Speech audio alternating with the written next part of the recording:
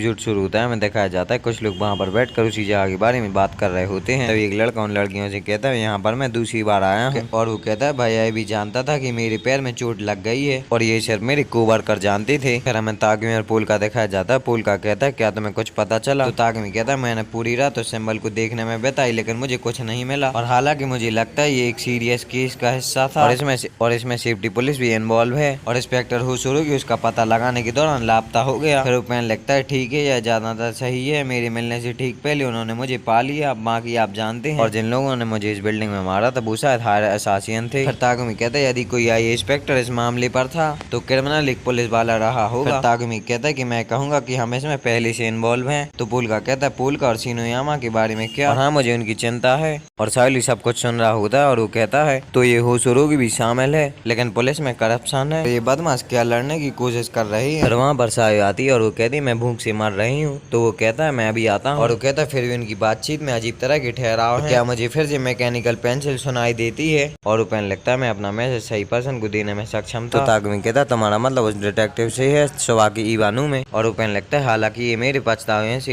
एक है, मैं चाहता हूँ इसे सौंप दूं। हमने इस मामले को एक साथ आगे बढ़ाया। और हमें शिंजुकू पुलिस स्टेशन दिखाया जाता है जहाँ पर मीटिंग बैठी होती है और सुबह की कहता है एक इन्वेस्टिगेटर को शब्द को हल्के में नहीं लेना चाहिए और मुझे आशा है कि आप समझ गए होंगे कि उसके मामले में मेरे पास कोई भी ऑप्शन नहीं है और किसी भी चीज पर जो उसके इंटरेस्ट को पकड़ती है वो है बस सिंबल। और यदि हम इस सिंबल का अनुसरण करते हैं तो सॉलिटेयर बाद में हमारे रास्ते पार करने की संभावना है। और कुछ ऑफिसर्स कहने लगते हैं यहाँ पर शिंजुकू पुलिस वाले क्या कर रहे हैं और यहाँ तक कि रिजोर्ट टूजावा एक ढीली कैनन कन्वेंशन की तरह है। और बकवास के बाद उसने उस आईए इंस्पेक्टर के साथ हड़कंप मचा दिया और यह कौन सोचता है कि वह हमें लेक्चर देने वाला है। पुल का दिखाया जाता है जो कि उस आदमी का फॉर्चून बता रहा होता है और वो कहता है तुम्हारा जहाज 8 नंबर में डूबी अंधे की चट्टानों पर टेकने वाला है और इससे पहले कि वह डूबे तुम्हें दूसरे जहाज में सवार होना चाहिए। तो वो आदमी कहता है मैंने अपने शरीर में इस बारे में कुछ भी नहीं बताया लेकिन आपने सब ठीक किया और वो पर्सन और कोई नहीं सॉलिटेयर होता है। और वो कहता है शायद वह का ताकुमी जिसे नैनी ने मेंशन किया था। और वो कहता है इतने कम समय में इसके बारे में पता लगाना इम्प्रेसिव है। और वो कहता है ये फॉर्चून टेलर सिर्फ एक मॉर्टल है। तो पुल का कहता है क्या मैंने ऐसा कुछ कहा जो तुम्हें चौंकाने वाला है और क्या तुम्हारे पास मेरे लिए कुछ क्वेश्चन है? सॉलिटेयर कहता है क्या तुम उस सिंबल के बारे में जानते हो? एक सॉलिटेयर ने पता लगाने के लिए 300 मिलियन येन की पेशकश की है, क्या आपको लगता है कि आप देख सकते हैं कि वास्तव में क्या है? तो पुल का कहता है मुझे डर है कि यह मेरी दृष्टि से भी परे है। और पुल का कहता है इस सिंबल के बारे में कुछ ठीक नहीं है। और फिर पुल का क्रिस्टल बॉल चमकने लगता है और वो कहता है मैं अब इसका खुलासा करूँ। रुपेन अपने आप चलने लगता है और एक पेज पर सिंबल बना देता है। तो सॉलिटेयर कहता है उसकी फॉर्चून से ज्यादा उसका मैजिक दिलचस्प है। तो सॉलिटेयर कहता है हर एक प्रॉपर सिंबल में एक लाइन कम होती है। फिर सॉलिटेयर कहता है मुझे काट लिया, मुझे विश्वास नहीं हो रहा। और वो कहता है रुको इतनी जल्दी मत करो, वह एक सीक्रेट सोसाइटी का सहयोगी है और इतनी लापरवाही से खुद को उजागर करेगा। और पुल का कहता है मुझे पता है मैं रोक दूंगा, मैं संयोग के रूप में और कुछ नहीं दे सकता और कुछ चीजें जो मैं बर्दाश्त नहीं कर सकता और उस गलत सिंबल को इग्नोर करना सही नहीं लगेगा और बेशक मुझे फर्क करने के लिए सॉलिटेयर को खुद ठीक करना होगा। तो सॉलिटेयर वहाँ से उठ के जाने लगता है लेकिन पुल का कहता है एक आखिरी बात और, क्या आप किसी ऐसी लड़की को जानते हो जिसकी पिगलेट है और व्हील चेयर को इस्तेमाल करती है? तो फैंडम सॉलिटेयर शौक में आ जाता है और वो क्या कह रही है अब मुझे समझ में नहीं आता लेकिन वह तुम्हारे चलने के रास्ते से व्यथित दिखाई देती है और उसका घोस्ट व्हील चेयर का रूप धारण कर रहा है और उसने ऐसी लंबी समय तक इस्तेमाल किया होगा और वह अब बातचीत करने में सक्षम नहीं लगती। तो सॉलिटेयर कहता है कि मेरी गार्डियन एक्सपर्ट होनी चाहिए। तो सॉलिटेयर कहता है अगर मुझे उस विवरण में से कोई याद आता है तो मैं निश्चित रूप से उसका सम्मान करूंगा। तो बोला कहता है बेहतर होगा कि उसे आगे बढ़ने के लिए मजबूर ना कर। वहाँ से सॉलिटेयर बाहर आ जाता है और वो कहता है तुमने हमेशा साजिश की है फॉर्चून टेलर, मैंने सोचा था कि वह एक धोखेबाज था, वो हॉट रीडिंग को अलौकिक बता रहा था लेकिन फिर वह उसके बारे में कैसे जानेगा, वह क्या देख सकता है? वहाँ से बाहर आ जाता है और वो कहता है यहाँ पर तो बारिश हो रही है। सॉलिटेयर कहता है पानी मेरे मेकअप को खराब कर देगा। फिर बुलगा कहता है क्या अजीब इत्तेफाक है, दो लोगों ने एक ही सवाल पूछा। सीन शिफ्ट होता है, मेरे जो सुबह की दिखाए जाते हैं और रेस कह रहा होता है मेरे पास सॉलिटेयर जांच पर अपडेट है और हमारे पास सड़कों पर 100 जांच करता है और हम निगरानी कैमरों की जांच कर रहे हैं और हमने उसे जाने के लिए कम जगहों के साथ छोड़ दिया है। और रेस कहता है लेकिन हमें अभी भी पता नहीं है कि वह क्या हासिल करने की कोशिश कर रहा है। तो सुबह कहता है हम जानते हैं कि अभी उसका ध्यान किस पर है और कामी लोग जानते हैं कि उस सिंबल में एरर है लेकिन हम उसे यहाँ पर पॉइंट नहीं कर सकते और दुश्मन कहीं भी हो सकता है और वो जो भी है उन्होंने होशुरूबी को छुपा दी। अगर हम लापरवाही से चारे बिखेरेंगे तो हम खा जाएंगे और मुझे पता है सॉलिटेयर का शिकार करना मेरा काम है लेकिन एक से ज्यादा टारगेट होने से मेरे इंस्टिंक्ट समाप्त हो जाते हैं। रेस कहता है और अगर हम सॉलिटेयर को पकड़ते हैं तो वो अपनी चाल चलेंगे। और रेस कहता है कि हमें इस बात की खुशी होनी चाहिए कि हमारे पास और ऑफिसर्स हैं। वहाँ पर 2 ऑफिसर्स आते हैं और उनमें से एक ऑफिसर कहता है कि एक ऐसा पर्सन जिसका कैरियर डेड एंड पर आ गया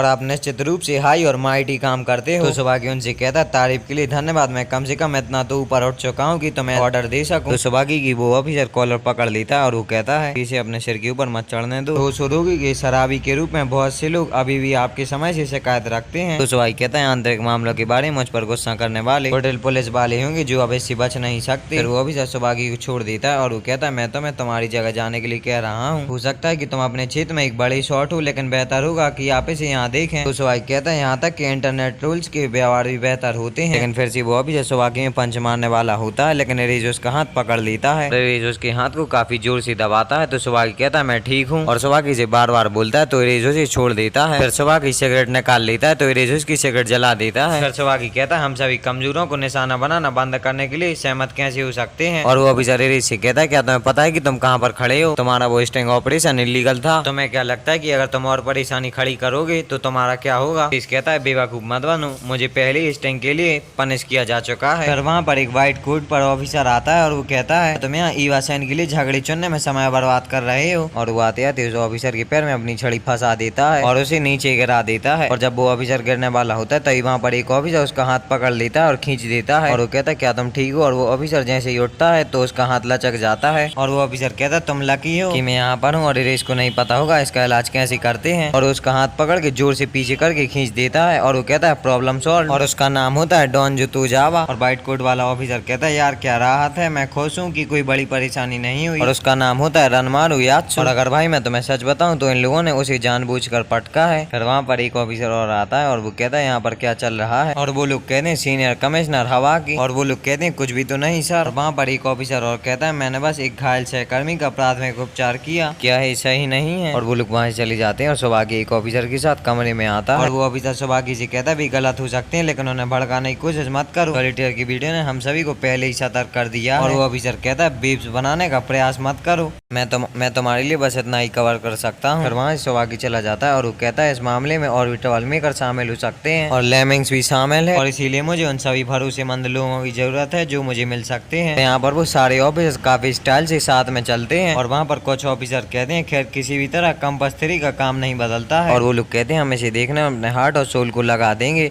और इस टाउन की रक्षा करेंगे। फिर सीन शिफ्ट होता है, सावली दिखाया जाता है और वो कहता है विश्वास नहीं हो रहा, यहाँ तक कि खुफिया नेटवर्क भी होशरोगी को ढूंढ सकता है। तभी उसको छत पर कदमों की आवाज आती है और छत पर फैंटम सॉलिटेयर होता है और वो कहता है मेरी दुश्मनों को जानने का तनाव इंतजार में पड़ा हो सकता है। और महानेडुगावा रैंपो के काम अब सार्वजनिक क्षेत्र में है। लेकिन तभी वहाँ पर सावली आ जाता है, वो सॉलिटेयर के ऊपर कुछ कुनाई फेंक के मारता है लेकिन सॉलिटेयर अपने ताशों से उसे रोक लेता है। और सॉलिटेयर कहता है कि तुम जिस ऑर्गेनाइजेशन से संबंधित हो और उस सिंबल के बारे में फॉर्च्यून टेलिंग और कॉर्पस गॉड या मैं कहूँ पोल का सीनोयामा। सावली कहता है प्लीज मुझे उस वीकलिंग से मत जोड़ो। और हमें दिखाया जाता है पोल का सो रहा होता है लेकिन मछली वाला पोल का उठ जाता है। फिर सीन शिफ्ट होता है, फायर ब्रीथिंग बग वाला मैसेज दिखाया जाता है और उस बिल्डिंग के नीचे एक पर्सन पोएम गा रहा होता है और पोल का कोई सपना या मेमोरी देख रही होती है। हमें दिखाया जाता है कोई कह रहा होता है जल्दी करो सेना को गड्ढा निकल गया। और जनरल डेरिल के बारे में क्या, होमबे का ड्रैगन ने उसे और उसकी पूरी ताकत को अपने कब्जे में ले लिया। फिर हमें एक स्केलेटन दिखाया जाता है जो कि कह रहा होता है मैंने उसे कहा कि ड्रैगन पर भरोसा नहीं किया जा सकता। फिर वहाँ पोल टीचर आ जाते हैं और वो कहते हैं बेवकूफ तुम क्या कर रहे हो? और वो कहते हैं मुझे उन मूर्खों की सेल्फ इन्फ्लेक्टेड डाउनफॉल में शामिल होने का कोई भी स्वाद नहीं है। और वो कहते हैं तुम्हें भी तैयार हो जाना चाहिए मुक्त जीवन जीने के लिए और साम्राज्य के पट्टे से दूर। और ईमानदारी से मेरे पास और तुम्हारे पास एक पुराना कंकाल था लेकिन मानसिक रूप से तुम अंत तक बच्चे ही थे और मुझे लगता है तुम अंततः बड़े हो जाओगे और हमारे पास अनलिमिटेड टाइम है। और वो अपने टीचर से कहता है मुझे माफ कर दो, मैं फेल रहा, मैं उनकी रक्षा नहीं कर पाया और मैं उन्हें नहीं बचा सका और आपने मुझे जो भी पावर सिखाई है मैंने उन्हें कलंकित कर दिया और मुझे साम्राज्य से किसी का भी सामना करने में शर्म आती है और मैं दुनिया का दुश्मन बन गया और मैं दुनिया से भाग गया। मुझे अब किसी के लिए स्नेह महसूस नहीं हुआ। लेकिन फिर वहाँ पर उसका दोस्त आ जाता है और वो कहता तुम हमेशा से मंद बुद्धि हो। हम प्रेजेंट में आते हैं, मछली वाला पुल का जगा रहा होता है, पुल का जाग जाता है। पुल का कहता है मुझे कुछ जलने की स्मेल आ रही है और वहाँ पर फायर ब्रीथिंग बग वाला मैसेज लिखा होता है। तो पुल का कहता है क्या आप तुम भूतों से डरते हो? और नहीं, अगर इसके पीछे कोई भूत होता तो मुझे पता चल जाता। फिर पुल का उस मैसेज को छू के देखता है तो वो कहता है ये तो गरम है। फिर उसे एक कॉल आता है और हमें दिखाया जाता है छतरी वाला बोल रहा होता है क्या यह पुल का सीनोयामा और साबरमोंट का बास्टर्ड चाइल्ड?